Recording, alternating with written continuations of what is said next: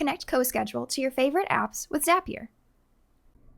Zapier moves information between your favorite apps automatically, so you can focus on your most important work instead of tedious manual tasks. With a Zapier integration, you can create Zaps with CoSchedule as the trigger. This triggers actions in another app when you create new items in CoSchedule.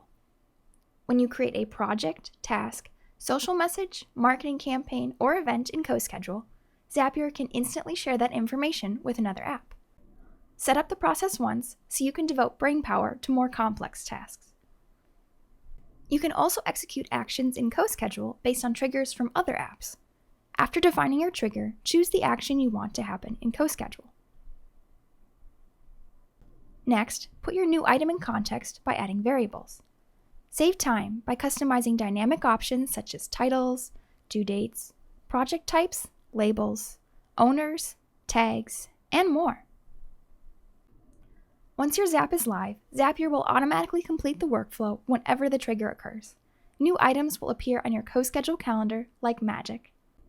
Stop wasting time on repetitive, unfulfilling tasks. Automate your workflows by enabling the Zapier integration for CoSchedule.